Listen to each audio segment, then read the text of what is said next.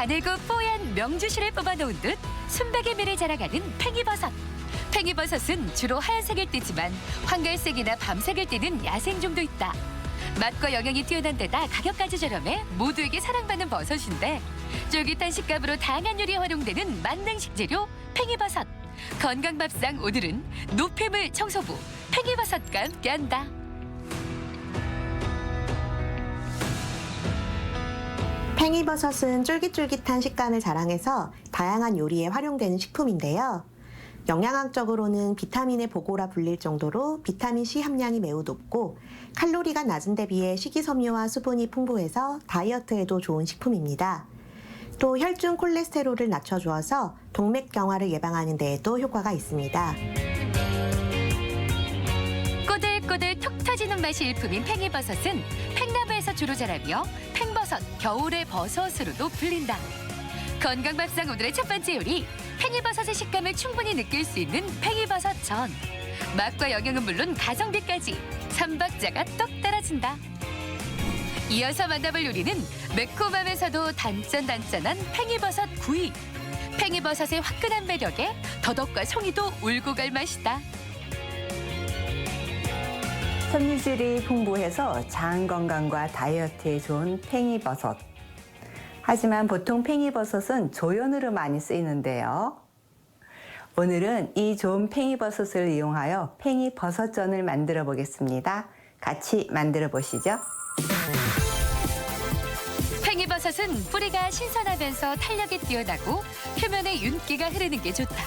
또 눌리지 않고 가시 작으면서 줄기가 통통한 걸 골라야 싱싱하다.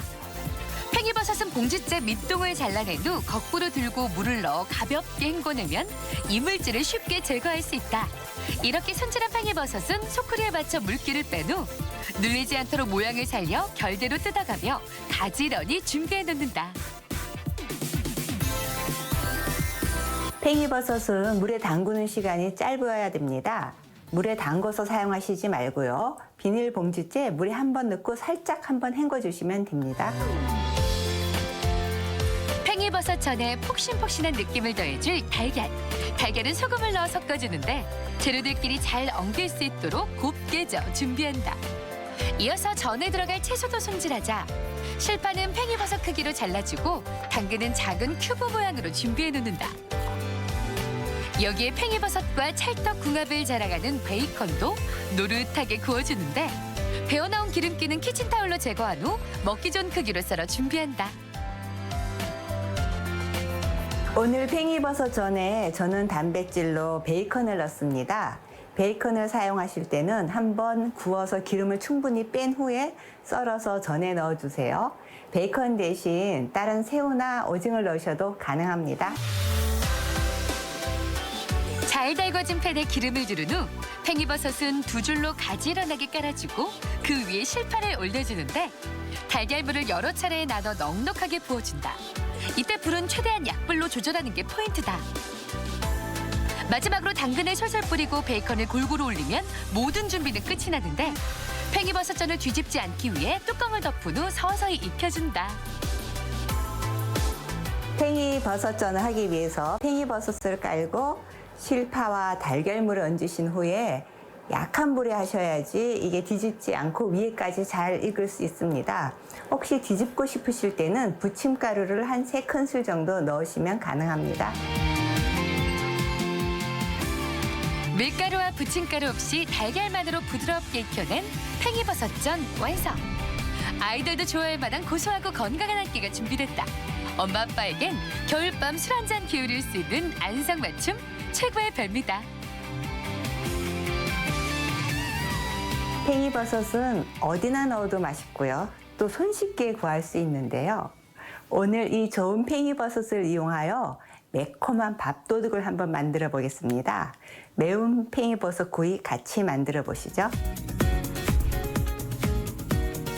팽이버섯은 봉지를 뜯지 않은 채 신문지나 키친타월에 싸 냉장 보관하는 게 좋다.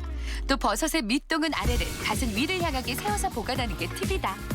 버섯을 손질할 땐 영양분이 물에 쉽게 녹기 때문에 오래 씻지 않는 게 포인트인데 손질한 팽이버섯은 밑동을 짧게 잘라낸 후 젓가락으로 집기 편하게끔 큼직하게 나눠 준비해 놓는다.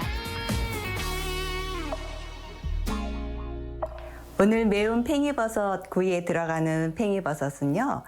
뿌리 부분을 너무 길게 남기시면 안 되고요. 짧게 남기셔서 큼직큼직하게 쓰셔야지 예쁜 구이가 됩니다. 팽이버섯 구이에 맛과 향을 더해줄 유일한 채소 쪽파. 구이 위에 토핑으로 올라갈 쪽파는 총총 썰어 넉넉하게 준비해 놓는다. 이제 양념 소스를 만들어 볼 차례. 설탕과 참기름에 마늘과 맛술, 고춧가루, 고추장 등을 넣고 재료가 뭉치지 않도록 잘 섞어주는데 매운맛의 정도는 취향에 따라 조절하자. 매운 팽이버섯 구이의 매운 강도는 중간 정도 있습니다. 혹시 더 매콤한 걸 원하실 때는 마라 소스나 아니면 청양고추를 다져 넣어도 맛있습니다. 잘 달궈진 팬에 기름을 두른 후 팽이버섯을 가지런하게 올려 구워주는데 타지 않도록 뒤집어가며 노릇하게 익혀준다. 팽이버섯의 숨이 어느 정도 죽으면 준비해놓은 양념 소스를 발라준다. 앞뒤로 타지 않게 충분히 발라가며 뒤집어주는 게 중요한데 수분이 모두 날아갈 때까지 구워주자.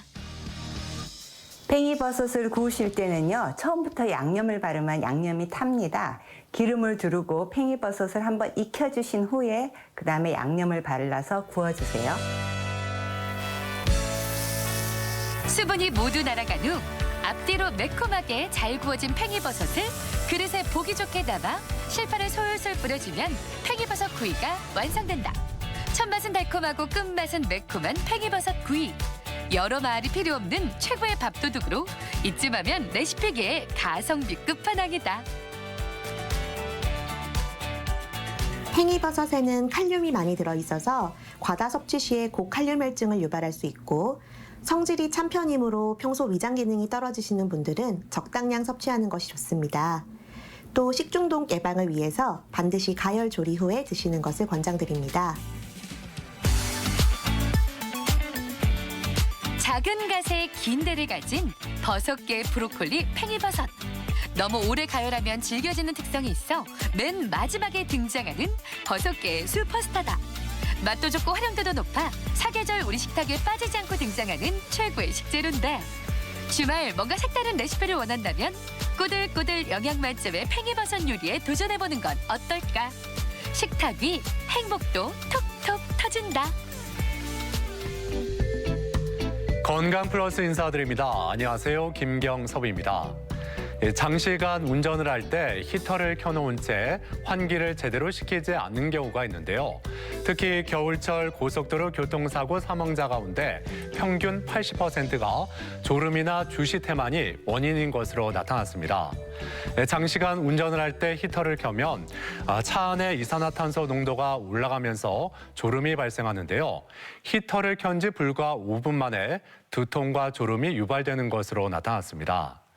장시간 운전을 할 때 30분마다 환기를 시켜주고 2시간마다 휴식을 취하는 게 필요하다는 거 다시 한번 꼭 기억하셨으면 좋겠습니다.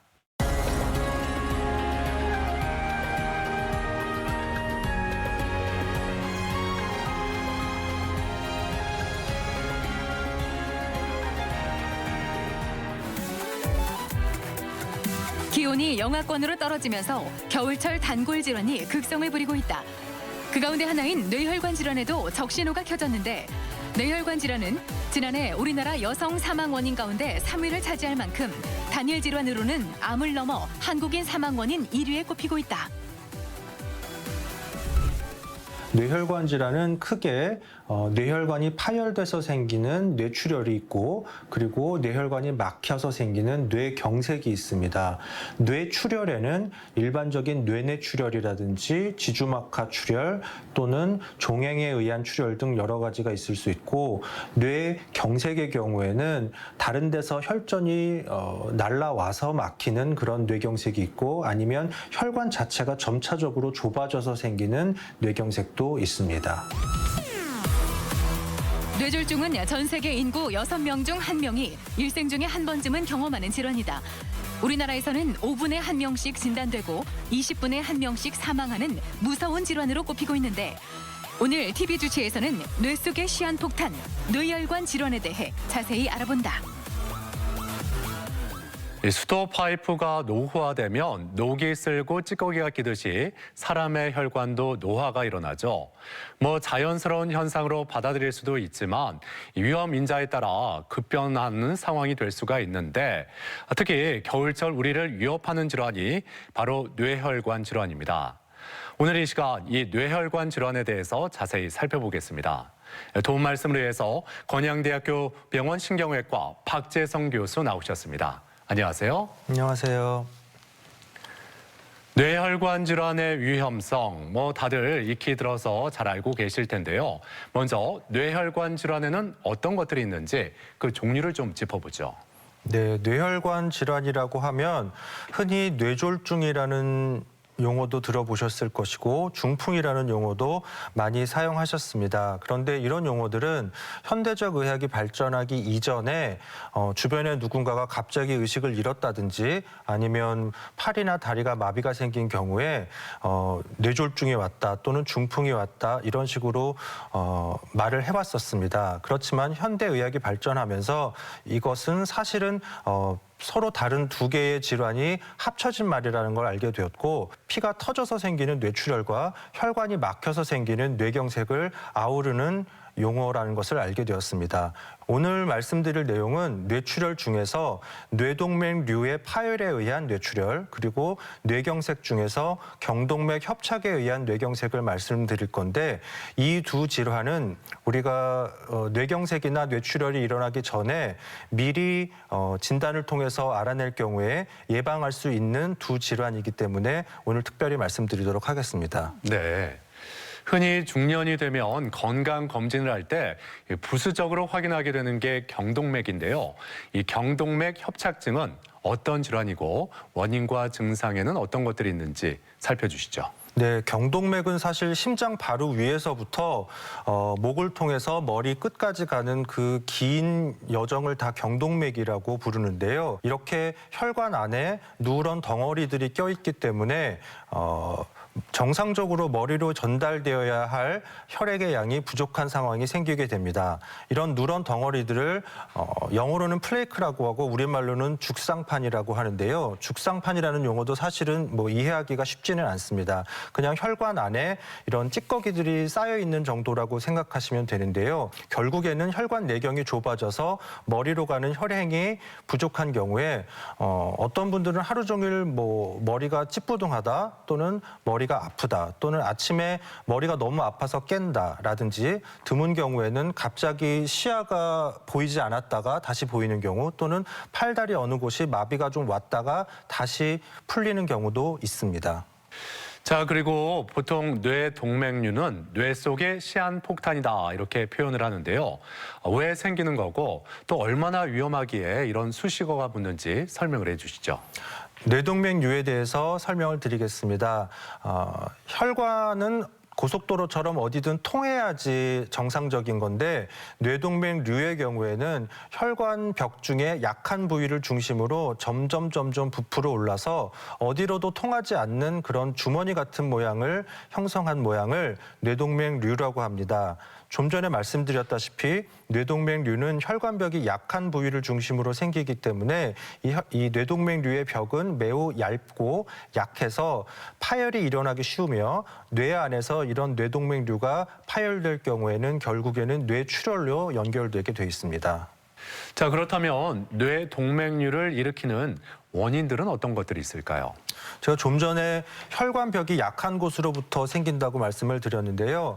그 혈관벽이 왜 약한지는 아직도 정확하게 규명되지 않았습니다. 어떤 경우에는 염증 때문이거나 아니면 외상 그리고 유전적인 영향도 있는 경우도 있습니다. 일례로 뇌동맥류를 가진 사람 중에 한 20% 정도는 하나가 아니라 2개 이상의 뇌동맥류를 가진 경우도 있고 뇌동맥류는 주로 40대에서 60대 사이에 흔하게 발생하는 것으로 되어 있습니다. 중요한 것은 흡연인데요. 담배를 피시는 분들은 혈관이 좀 단단한 경우가 많기 때문에 단단한 곳을 통해서 혈행이 전달됐을 때는 훨씬 센 압력으로 혈관벽을 자극하게 되어서 뇌동맥류의 원인이 된다고 볼 수가 있으며 마찬가지로 치료되지 않는 고혈압도 원인 중에 하나가 될 수 있겠습니다. 앞서 뇌동맥류는 뇌 속의 시한폭탄이다 이런 말씀도 드렸었는데 이 폭탄 아직 터지지 않았기 때문에 모르는 분들도 꽤 있을 것 같습니다. 실제로 이 뇌동맥류의 유병률이 어느 정도인지 이 점도 궁금하네요. 예, 모든 뇌동맥류가 다 터지는 것은 아니기 때문에 전 인구를 대상으로 조사를 해본 결과 인구의 약 3%나 또는 많게는 7, 8% 정도로 보고가 되고 있습니다. 말씀드린 것처럼 모든 사람이 다 터지는 것은 아니기 때문에 인구 10만 명당 약 연간 10명에서 30명 정도가 파열을 일으켜서 뇌지주막하 치료를 일으킨다고 알려져 있습니다. 조금 흥미로운 사실은 서양 인종보다 이 아시아 인종, 특히 동북아시아, 중국, 우리나라, 일본인 경우에 뇌동맥류의 유병률이 조금 더 높은 것으로 돼 있습니다. 40세에서 60세 사이의 여성에서 주로 발생한다고 돼 있지만 요즘은 어느 연령이든지 다 발생할 수 있고 특히 남성도 이 뇌동맥류의 발생으로부터 전혀 자유롭지 못합니다. 자, 그렇다면 뇌동맥류와 지주막하 출혈은 어떤 상관관계가 있을까요? 뇌동맥류가 터지지 않고 그 자리에 가만히 있으면 거의 어떠한 증세도 일으키지 않습니다. 그러나 말씀드린 것처럼 혈관벽이 약한 곳에 생긴 것이 뇌동맥류이기 때문에 그 부분이 파열이 되게 되면 뇌출혈을 일으키는데요. 이 뇌출혈을 지주막하 출혈이라고 합니다. 지주막이라는 것은 말이 좀 어려운데 네. 거미막처럼 좀 얇은 막을 말하고요. 뇌를 둘러싸고 있는 얇은 막을 말합니다. 즉 그 얇은 지주막 아래로 출혈이 깔린다고 해서 지주막하 출혈이라고 부르고 있습니다. 네. 자, 그렇다면 지주막하 출혈이 일어났을 때 어떤 증상들이 나타날까요? 가장 흔하게는 굉장히 심한 두통이 있고요. 동반해서 구역 구토감이 있습니다. 어떤 분들은 경련을 일으키거나 응급실에 오실 때 이미 의식이 떨어진 상태로 오시는 분들이 있고 아주 불행하게도 응급실에 오셨을 때 이미 돌아가셔서 오시는 분들조차 있습니다. 그러니까 지주막하 출혈이 일어났을 때 빠른 치료가 무엇보다 중요할 텐데 진단은 어떻게 내리는지도 궁금해요. 요즘 많은 병원에서 뇌 CT 검사는 쉽게 시행할 수 있는데요. 뇌 CT를 통해서 95% 이상 진단이 가능합니다. 아주 드물게 출혈량이 너무 적어서 뇌 CT로 관찰하지 못하는 경우에는 허리에서 액을 뽑아서 검사하는 뇌 척수액 검사로도 진단이 가능합니다. 건강 플러스 오늘은 뇌 질환에 대해서 자세히 알아보고 있는데요. 그렇다면은 병원을 직접 찾아가서 환자들의 이야기를 들어보고 뇌혈관 질환의 진단법과 치료법에 대해서 살펴보겠습니다. 화면으로 함께 만나보시죠. 뇌졸중은 흔히 나이 든 사람에게 찾아오는 문제라 여기기 쉽다. 하지만 혈관벽이 풍선처럼 부풀어 오르는 뇌동맥류는 나이와 상관없이 발생할 수 있어 그 누구도 안심할 수 없는 뇌질환 중 하나인데 부풀어 오른 혈관이 어느 날 갑자기 터질 수도 있고 또 평생 터지지 않을 수도 있지만 심각하면 사망에 이를 수도 있다. 네, 어디가 안 좋아서 오셨어요? 머리가 아파서 왔는데요. 이 오른쪽 머리가 한 달 전에 아프고 어제도 아파서 걱정돼서 왔습니다. 두통이 평소에 좀 자주 있었던 편인가요? 아니면 한 달 전에 나타난 게 처음이었어요? 이번이 처음이었습니다. 그러면 두통을 이제 강도를 봤을 때 1부터 10 중에 어느 정도에 들어갈까요? 한 4 정도 되는 것 같습니다. 뇌동맥류는 흔히 머릿속 시한폭탄에 비유된다. 뇌동맥 일부에 결손이 생겨 그 부분이 돌출된 것으로 뇌동맥류가 파열되면 뇌출혈이 발생하는데 안타깝게도 뇌혈관이 터졌을 때의 사망률은 30%가 넘는다. 이 환자는 물론 두통이 있어서 내원을 한 경우지만 그렇지만 두통 하나로만은 별로 특이한 그 증세는 아니었습니다. 그렇지만 우리가 예방적으로 뇌 CT를 통한 혈관 검사를 시행했을 때 뇌동맥류가 발견이 되었는데요. 현재까지로서는 아마도 이것 때문에 증세가 났을 것 같지는 않지만 이것이 만약에 터졌을 경우에는 뇌출혈로 연결되기 때문에 치료가 필요한 상태라고 볼 수 있습니다. 뇌동맥류는 머리 안쪽의 뇌혈관 일부가 풍선처럼 부풀어 오르는 병으로 모르고 방치했을 경우 파열에 이르는 경우가 많다. 뇌동맥류 환자는 최근 4년 만에 2배 가까이 늘었는데 특히 뇌동맥류는 파열되기 전에는 별다른 증상이 없기 때문에 미리 검사를 받는 것이 무엇보다 중요하다. 정기적인 뇌혈관 검사로 MRI나 CT 촬영을 권하고 있다. 네, 어디가 안 좋아서 오셨어요? 머리가 많이 아파서 왔어요. 되게 오래됐어요. 1년도 더 된 것 같아요. 하루 중에 언제가 제일 심하신 것 같아요? 아침에 가장 심한데 아침에 머리가 아파서 깨는 경우가 굉장히 많아요. 오른쪽이나 왼쪽, 앞뒤 이렇게 위치가 따로 정해져 있나요? 아니요, 머리가 그냥 여기 전반적으로 아프다는 느낌이 듭니다. 경동맥은 심장에서 나온 혈액을 뇌로 보내 뇌가 원활하게 기능할 수 있도록 에너지를 공급하는 혈관이다. 이 경동맥이 좁아지고 딱딱해지는 질환이 바로 경동맥 협착증이다. 이분은 굉장히 오랫동안 두통이 있으셨고 또 좀 하루 종일 정신이 멍하다 그런 증세가 있으셨어요. 그래서 저희가 경동맥 쪽에 뇌혈관 검사를 시행했는데 경동맥 협착증이 있었습니다. 그런 경우에는 머리로 가는 충분한 혈액량이 확보가 안 되는 점이 있어서 그런 증세가 나왔던 것으로 보이고요. 앞으로 이거를 치료하지 않았을 때는 뇌경색과 같은 후유증을 유발할 가능성이 있기 때문에 저희가 스텐트라는 것을 통해서 이거를 좀 넓혀주는 시술을 권해드린 상태입니다. 경동맥은 절반 이상이 막혀도 별다른 증상이 나타나지 않는다. 특히 경동맥 협착증의 치료 시기를 놓쳐 이미 발생한 뇌경색의 경우엔 심각한 후유증이 남을 수 있는데 가족력이 있거나 당뇨, 고혈압, 고지혈증 등을 앓고 있다면 정기적인 경동맥 초음파 검사가 필요하다. 사실 모든 뇌혈관 질환을 미리 다 예방하고 치료할 수 있는 건 아닙니다.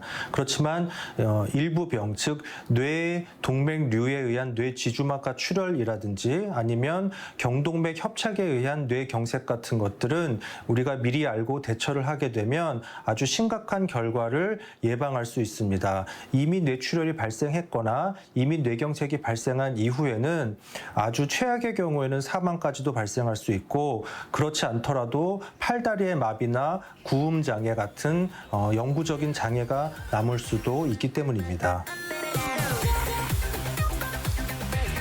한국인의 사망 원인 중 네 번째를 차지하는 뇌혈관 질환.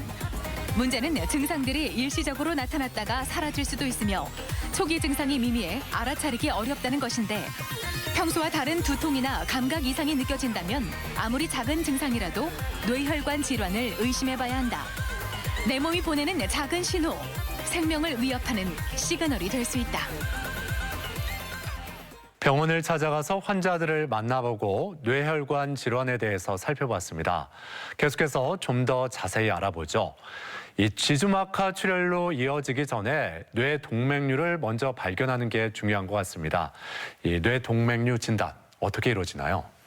네, 뇌동맥류 진단은 크게 CT나 또는 MRI를 통해서 할 수가 있는데요.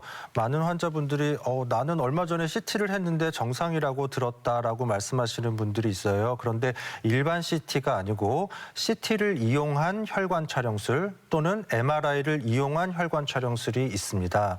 그래서 그림을 보시면 CT를 이용한 혈관 촬영술 그리고 MRI를 이용한 혈관 촬영술인 경우에 여기서 부풀려져 있는 부분, 즉 뇌동맥류를 우리가 발견할 수가 있습니다. 이렇게 뇌동맥류가 있는 것으로 생각될 경우에는 그 다음 검사인 뇌혈관 조영술을 시행하게 됩니다. 자, 그렇다면 이 뇌혈관 조영술 어떻게 검사가 이루어지는지 좀 더 구체적으로 설명을 해주시죠. 네, CT나 MRI를 통해서 뇌동맥류가 있다고 생각되어졌을 때는 뇌혈관 조영술을 시행하는데 다리 옆에 이렇게 굵은 혈관으로부터 관을 삽입을 해서 이거를 목 근처까지 올린 다음에 머리로 가는 4가지 큰 혈관이 있습니다. 그 4가지 혈관을 각각 검사하는 방법이고요. 그 검사를 통해서 뇌동맥류의 위치, 크기, 모양 그리고 방향 같은 것들을 판단합니다. 그에 따라서 다음 수술의 방침을 결정하도록 합니다. 이 뇌혈관 조영술을 통해서 이 뇌동맥류가 발견이 되면 바로 치료에 들어갈 텐데요.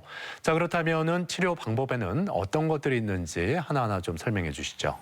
네, 뇌동맥류가 있다는 것을 알게 되면 많은 분들이 약물 치료는 없느냐 물어보시는데요. 불행히도 약물 치료는 가능하지 않습니다. 다음 둘 중에 하나의 방법을 택해야 하는데요. 머리를 여는 것, 즉 개두술이라고 하고요. 개두술을 한 다음에 뇌동맥류를 이렇게 더 이상 이쪽으로 피가 가지 않도록 클립 같은 거로 잡아주는 것을 경부 결찰술이라고 하고, 그와는 반대로 혈관 안으로 관을 집어넣어서 이 뇌동맥류 안을 코일 같은 것으로 채우는 것을 뇌동맥류 색전술이라고 합니다. 자, 이렇게 치료법들을 대략적으로 말씀해 주셨는데 그럼 하나하나 좀 더 자세히 알아보겠습니다. 자, 먼저 동맥류 경부 결찰술. 이건 어떤 치료 방법일까요? 예, 그 개두술을 통해서 뇌 안에 있는 뇌동맥류를 발견한 다음에 이렇게 뇌동맥류의 목 부위를 클립 같은 것으로 막아주는 것입니다. 그렇다면 여기로 더 이상은 피가 가지 않기 때문에 향후 출혈이 되는 것을 막을 수가 있는 것이죠. 이 뇌동맥류 경부 결찰술, 좀 더 그 자세한 자료가 있으면 이해하는 데 쉬울 것 같거든요. 예, 혹시 이 점에 대해서 좀 더 자세히 설명해 주신다면요. 네, 그림을 좀 보시면 이렇게 수술 중에 뇌동맥류의 모양입니다. 일반적인 정상적인 혈관은 이렇게 좀 핑크색인 데에 비해서 뇌동맥류 부위는 이렇게 빨간색입니다. 즉 혈관벽이 굉장히 얇다는 것이고요. 그 안에 있는 출혈이 비칠 정도로 얇다는 뜻입니다. 즉 여기서 치료를 하지 않은 상태로 두었다가는 여기서 파열이 생기기가 쉽다는 뜻입니다. 요 뇌동맥류 부위를 클립으로 지금 묶어서 더 이상 이쪽으로는 피가 가지 않도록 해준 수술을 지금 보시고 계십니다. 또 앞서 말씀해 주셨던 수술법 중에서 뇌동맥류 색전술이 있었는데 이거는 어떤 수술 방법일까요? 뇌혈관 조영술과 마찬가지로 허벅지에 있는 큰 혈관을 통해서 관을 삽입을 하는데요. 이 관이 뇌동맥류의 근처까지 오게 됩니다. 이 관을 통해서 아주 가느다란 코일이라는 것을 삽입을 하는데요. 여러 개의 코일을 삽입했을 경우에 더 이상 이쪽으로는 피가 들어가지 못하기 때문에 향후 출혈이 되는 것을 막을 수가 있는 것입니다. 네. 이 뇌동맥류 색전술을 시행을 하면 어느 정도 효과를 좀 예상해 볼 수가 있을까요? 그림을 좀 참고를 해주시면 여기서 이렇게 검은 부위는 혈관이 가고 있다는 뜻입니다. 즉 이 뇌동맥류 안에 피가 이렇게 가득 차 있는 양상을 보실 수 있는데요. 뇌동맥류 색전술을 통해서 이 안에 코일을 채우게 되면 더 이상 이쪽으로는 혈액이 가지 못하기 때문에 향후 출혈이 되는 것을 막을 수 있는 것입니다. 근데 만약에 재출혈이 일어난다면 굉장히 그 위험한 상황에도 이를 수 있을 것 같다 이런 생각이 먼저 드는데 실제로 재출혈이 많이 일어나는지 어떻습니까? 네, 뇌동맥류가 한번 파열이 되어서 뇌 지주막하 출혈이 생긴 경우라면 이후에 반드시 재출혈을 방지하기 위한 수술적 치료가 필요합니다. 만약에 그런 수술적 치료를 하지 않았을 때는 1년을 봤을 때 거의 90%가량이 재출혈을 일으키게 돼 있고 재출혈이 만약에 발생을 했다면 사망률이 90%에 이르기 때문에 반드시 처음 출혈이 발생했을 때 재출혈이 생기지 않도록 색전술 또는 결찰술 둘 중에 하나를 시행해야 할 것입니다. 그리고 뇌동맥류가 파열이 됐을 때 지주막하 출혈이 일어난다 말씀해 주셨는데 이 지주막하 출혈은 어떤 치료법이 필요하나요? 방금 말씀드린 것처럼 혈관 안으로 코일을 집어넣는 색전술을 중재적 치료라고 부르고요. 그다음에 개두술을 통한 결찰술을 수술적 치료라고 한다면 이 중에 한 방법을 택할 것이고요. 그와 아울러 약물 치료, 재활 치료도 병행해야 할 것입니다. 이 지주막하 출혈 수술 후에 예후는 어떤가요? 이미 지주막하 출혈이 발생을 했다면 약 50% 정도의 환자는 어떤 장기적인 후유증을 가지게 됩니다. 구음 장애라든지 의식 저하라든지 아니면 팔다리의 마비와 같은 신경학적 후유증을 가지게 되고요. 30% 정도만이 출혈 이전과 비슷한 삶의 질을 영위하는 것으로 알려져 있습니다. 치료하는 과정 중에 혈관이 갑자기 졸아드는 혈관 연축이라든지 아니면 정상적인 뇌에 물이 흘러가지 못해서 생기는 뇌 수두증 그리고 간질과 같은 합병증이 발생할 수 있기 때문에 아까 말씀드린 약물 치료도 같이 병행을 해야 될 것입니다.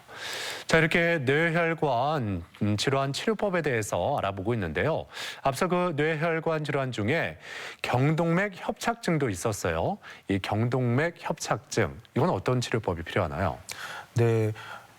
우선 목 근처에서 좁아져 있는 경동맥 협착증인 경우에 그림을 보시면 이렇게 죽상판이라는 것 때문에 뇌로 가야 할 혈류가 굉장히 줄어든 것을 보실 수가 있습니다. 이런 경우에는 저희가 스텐트라는 것을 삽입하고 그 안에다가 풍선을 삽입한 다음에 풍선을 조금씩 부풀려서 이 좁아져 있는 내경을 조금 벌리는 시술을 하게 됩니다.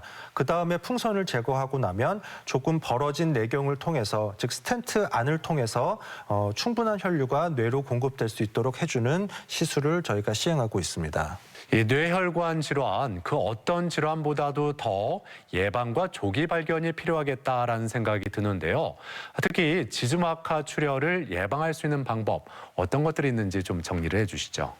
예, 뇌동맥류가 파열되면서 지주막하 출혈이 생긴다고 말씀을 드렸는데요. 사실 파열되기 전에 증세가 있는 분보다는 증세가 없었던 분들이 훨씬 더 많습니다. 뭐 두통이 조금 있는 분들도 있고 시야 장애가 조금 있으셨던 분들도 있지만 대부분의 경우에는 아무런 증세가 없이 사시다가 뇌 지주막하 출혈을 맞게 되는 경우가 있습니다. 그렇기 때문에 어느 정도 40대 이상의 중년의 경우에는 뇌혈관 검사를 미리 시행해 보실 것을 저희가 권장하고 있습니다. 뇌혈관 조영술을 통해서 뇌동맥류가 있다는 것을 알게 된 후에는 이것이 뇌 지주막하 출혈로 연결되지 않도록 미리 위치, 크기, 모양을 분석해서 뇌동맥 결찰술 또는 뇌동맥 색전술 둘 중에 한 방법을 통해서 뇌 지주막하 출혈을 예방할 수 있겠습니다. 이미 파열이 된 경우에는 심각한 문제가 이미 초래가 된 경우가 있기 때문에 파열된 경우의 치료보다 그 전에 치료하는 것이 결과가 우수하고 안전합니다. 네, 그리고 평소에 이 고지혈증이 있는 분들, 이게 나중에 또 뇌혈관 질환으로 발전하는 게 아닌가 이런 우려도 좀 생기거든요. 실제로는 어떤지 궁금하네요. 예, 고지혈증에 대한 치료도 아까 말씀드린 고혈압과 마찬가지로 반드시 철저하게 이루어져야 하는데요. 연구에 의하면 고지혈증 약을 복용한 경우에 그 혈관 내벽에 있는 아까 보여드렸던 죽상판이라는 그런 이물질들이 이렇게 뾰족뾰족하게 돼 있던 모양이 고지혈증 약을 복용하면서 약간 부드러워진 양상을 보입니다. 즉 만약에 본인의 혈관에 동맥경화가 진행이 된 경우라면 고지혈증 약을 통해서 그 동맥경화를 조금 완화시키는 효과가 있다고 보아야 될 것 같습니다. 네. 근데 고지혈증이 있다 하더라도 평소에 어떤 뚜렷한 증상이 나타나는 건 아니지 않습니까? 그래서 주변에 보더라도 고지혈증 약을 꼭 먹어야 돼. 이 약 먹기 싫은데 이렇게 꺼리는 분들이 있는데 자, 그런 분들에게는 어떤 말씀을 좀 해주시고 싶으신가요? 예, 고지혈증 약을 복용할지 말지는 굉장히 조금 고민이 되는 부분이에요. 그래서 고지혈증 중에서 LDL이라고 부르는 그 콜레스테롤의 경우에 원래는 200이 넘는 환자에게만 고지혈증 약을 복용하도록 되어 있는데요. 가족력이 있다든지 아니면 다른 동반 질환, 즉 고혈압이나 당뇨 같은 것들이 있다면 그 200이라는 수치 이하일지라도 저는 고지혈증 약을 복용하기를 권해드립니다. 이 뇌혈관 질환을 예방하기 위해서는 평소에 식습관이라든지 생활 습관이 중요하다는 거 뭐 다 알고 계실 겁니다. 이 점에 대해서 다시 한번 좀 강조를 해주시죠. 예, 뇌혈관도 사실은 우리 몸의 일부이기 때문에 우리가 흔히 알고 있는 건강한 생활 습관이라는 것은 역시 뇌혈관의 건강한 생활 습관과 동일합니다. 적절한 운동 하시고 그리고 건강한 식단, 즉 생선이나 야채 위주의 식단을 하실 것을 권하고요. 아울러서 제가 세 번째 강조하는데 흡연하시는 분들은 담배를 끊으셔야 합니다. 그리고 병원에서 주는 고지혈증 약이 아니라 할지라도 우리가 흔하게 접할 수 있는 오메가3 같은 것들은 같이 복용하셨으면 좋겠습니다. 자, 오늘 이렇게 뇌혈관 질환에 대해서 알아보고 있는데요. 이 뇌혈관 질환에 대해서 이 점은 꼭 기억했으면 하는 점이 있다면 어떤 점을 들 수가 있을까요? 예, 많은 분들이 나는 건강하게 살고 있다, CT 찍었는데 괜찮았다 그런 말씀을 많이 하세요. 그러나 증세가 지금 없다고 해서 문제가 없다고 단정할 수는 없습니다. 증세가 없다고 문제가 없는 것이 아니다. 그리고 두 번째, 문제가 있다는 것을 미리 알았을 때는 우리가 앞으로 큰일이 닥칠 것, 즉 뇌출혈이나 뇌경색이 생기지 않도록 막을 수도 있다. 그리고 세 번째, 고혈압, 당뇨, 고지혈증 있으신 분들은 이에 대한 관리가 철저히 되어야지 뇌 동맥류가 파열하는 것을 막을 수가 있습니다. 아울러 제일 중요한 흡연하시는 분들은 금연하실 것을 다시 한번 권고합니다. 자, 이번에는 이 뇌혈관 질환에 대한 오해와 진실을 OX로 함께 풀어보겠습니다. 자, 먼저 이 뇌졸중을 의심할 수 있는 조기 증상이 있다. O일까요, X일까요? 있기도 하고 없기도 한데요. 그럼 세모네요. 네. 아까 말씀드렸던 것처럼 아무런 증세가 없다가 발생하는 것이 사실은 뇌졸중이라고 합니다만 어떤 분들은 그 전에 조금 전조 증상이 있는 분들도 있습니다. 갑자기 시야가 안 보였다가 다시 보인다든지 아니면 팔이나 다리가 못 움직이게 됐다가 다시 움직일 수 있다든지 그런 전조 증상가 있으신 분들은 반드시 뇌혈관 검사를 받아보실 것을 권합니다. 자, 그리고 뇌혈관 질환 증상이 나타나면 응급 조치로 손끝을 따주는 게 좋다. O일까요, X일까요? 아마 아나운서 분도 답을 알고 계실 것 같은데요. 네, 느낌이 오네요. 좀. 네, 예. 그 손끝을 따지 마시고 그 손끝으로 전화를 눌러서 병원에 가십시오. 네. X군요. 네. 예. 아주 명쾌하게 답변을 해주셨습니다. 자, 다음 질문입니다. 뇌졸중은 골든타임이 지나면 치료가 불가능하다. O일까요, X일까요? 이것도 역시 세모입니다. 세모요. 골든타임이 꼭 필요한 경우는 뇌경색의 경우에 4시간 반 이내에 약물 치료를 시작할 수 있습니다. 4시간 반이 지나게 되면 약물 치료를 시도할 경우에 오히려 뇌출혈로 연결될 수가 있기 때문에 4시간 이내에 약물 치료를 시행하도록 되어 있고 그러나 혈전, 즉 피딱지를 혈전이라고 하는데요. 혈전이 껴있는 거를 우리가 기계적으로 끄집어내는 시술이 있습니다. 이 시술의 경우에는 한 12시간 정도까지는 저희가 가능한 것으로 보고 있습니다. 반면에 뇌출혈인 경우에는 골든타임이랄 게 없습니다. 왜냐하면 아무리 조기에 뇌출혈 수술을 하더라도 이미 손상된 뇌신경의 기능을 회복하기는 어렵기 때문입니다. 자, 그리고 이 뇌졸중은 여성보다 남성이 더 많이 걸린다. O일까요, X일까요? 이것도 역시 세모요. 예. 말씀드려야겠는데요. 한 80세 이전인 경우에는 남성 환자가 좀 더 많고 80세 이후인 경우는 여성 환자가 좀 더 많다고 돼 있지만 전반적으로 봤을 때는 남녀 성비의 차이는 크지 않은 것 같습니다. 네. 그리고 뇌혈관 질환은 유전이다. O일까요, X일까요? 보통 유전이라고 하면 부모가 어떤 질병을 가졌을 때 몇 퍼센트의 확률로 자녀가 그 같은 병을 가지고 있는 것을 말한다면 이것은 옳지 않습니다.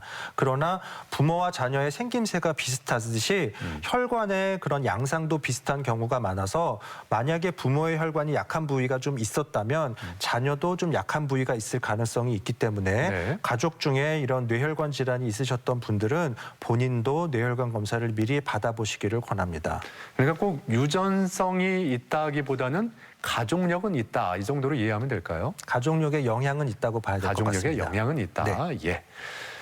자, 이렇게 오늘 뇌혈관 질환에 대한 오해와 진실을 OX로 함께 풀어봤고요. 이번에는 시청자 여러분의 궁금증도 함께 풀어드리겠습니다. 뇌졸중에 걸리면 반드시 누구나 마비가 오는 건가요? 네, 뇌졸중이 찾아오면 반드시 마비가 오는 건지 궁금해하셨네요. 네, 그것은 뇌의 어떤 부위에 문제가 생기느냐에 따라 다른데요. 어떤 분들은 마비가 오시기도 하고 어떤 분들은 오히려 감각이 좀 이상하다고 하시는 분들도 있고요. 어떤 분들은 팔다리 마비는 하나도 없는데 구음 장애, 즉 말하기가 곤란하신 분들도 있고 어떤 분들은 팔다리 마비는 하나도 없지만 눈이 안 보인다고 말씀하시는 분도 있어요. 그리고 아주 드물게는 뇌졸중이 왔음에도 불구하고 어떠한 증세가 없는 분들도 있습니다. 온탕과 냉탕을 오가면 혈액순환이 원활해져 심뇌혈관 질환에 좋은지 궁금합니다. 네, 냉탕과 온탕을 오가면 이게 혈액순환이 잘 돼서 심뇌혈관 질환 예방에 도움이 된다. 이렇게 알고 계신 분들 제 주변에도 좀 있거든요. 이게 실제로 맞는 얘기인지 어떻습니까? 글쎄, 냉탕에 들어가면 혈관이 조금 수축을 할 것이고요. 온탕에 들어가면 좀 확장을 하게 될 것입니다. 물론 뇌혈관이 건강한 사람의 경우에는 수축이 약간 됐다가 확장이 되면 오히려 건강에 좋을 수도 있겠지만 그렇지 않은 분들은 과도한 확장이 오히려 뇌출혈로 연결될 수가 있기 때문에 저는 그러지 마실 것을 권하고 싶습니다. 뇌졸중은 초기 발견해서 수술을 하면 완치가 가능한가요? 네, 다행히 빨리 발견을 해서 초기에 수술을 했다면 완치가 가능한 건지 완치가 됐으면 좋겠다라는 생각이 먼저 드는데 어떻습니까? 예, 뇌 경색의 경우에는 아까 골든타임이라고 일컬어지는 4시간 반 이전에 약물 치료를 하거나 아니면 혈전을 직접 끄집어내는 시술을 했을 때 마비가 더 이상 진행되지 않거나 오히려 마비가 호전되는 경우가 있을 수 있습니다. 그렇지만 뇌출혈, 뇌내출혈인 경우에는 이미 발생한 그 뇌신경의 손상을 막을 도리는 없다고 봐야 될 것 같습니다. 그렇다면 아무래도 그 후유증이 남을 수밖에 없다 이런 말씀인 거죠. 네. 뇌혈관 질환 가족력이 있는데요. 고혈압이 있는 경우 잘 관리해야 한다고 하는데 어떻게 관리하면 좋을까요? 네, 뇌혈관 질환 예방에 있어서 고혈압 관리는 어떻게 하는 게 좋은지 질문을 하셨습니다. 예, 제가 아까 슬라이드에서 말씀드린 것처럼 고혈압이 있으면 혈관벽에 가해지는 압력이 훨씬 더 높기 때문에 반드시 고혈압 치료를 하셔야 될 것이고요. 가족력이 있다면 아울러 본인도 혈관이 좀 약할 가능성이 있기 때문에 역시 뇌혈관 검사를 하셔야 될 것 같습니다. 자, 끝으로 이 뇌혈관 질환에 대해서 이 점만은 꼭 기억했으면 한다 하는 점이 있다면 뇌혈관 질환은 네모다. 이 네모안을 좀 채워주시죠. 뇌혈관 질환은 홍수다라고 말씀드리고 싶어요. 홍수요? 예. 우리가 과학기술이 발전하기 전에는 비가 많이 올 경우에는 그 홍수 피해를 다 그냥 받아들였잖아요. 많은 재산 피해와 인명 피해가 있었는데 과학기술이 발전하면서 둑을 쌓고 댐을 건설해서 홍수 피해를 많이 줄일 수가 있었습니다. 마찬가지로 의학 지식이 발전하지 않았을 때는 뇌혈관 질환이 발생한다면 그대로 받아들일 수밖에 없지만 이제는 우리가 그것을 미리 알 수 있고 미리 대처할 수 있는 방법들이 있기 때문에 홍수에 대비하듯이 뇌혈관 질환도 미리 대비할 수 있는 측면이 있다는 점에서 뇌혈관 질환은 홍수다라고 말씀을 드렸습니다. 자, 건강 플러스 오늘 이렇게 뇌혈관 질환에 대해서 자세히 살펴봤습니다. 지금까지 도움 말씀에 신경외과 박재성 교수였습니다. 오늘 말씀 고맙습니다. 감사합니다. 최근에는 건강하게 오래 사는 건강 수명이 주목을 받고 있습니다. 이 건강 수명을 제대로 누리기 위해서는 평소에 자신의 몸 상태를 꼼꼼하게 살피는 게 가장 중요하겠죠. 이 건강 수명을 위해서 뇌혈관 질환 예방이 최선이고 조기 발견이 차선이라는 거 다시 한번 기억하셨으면 좋겠습니다. 자, 건강 플러스 오늘 준비한 내용은 여기까지입니다. 이번 한 주도 건강하게 보내시길 바라고요. 다음 이 시간에 다시 인사드리겠습니다. 함께해 주신 여러분 고맙습니다.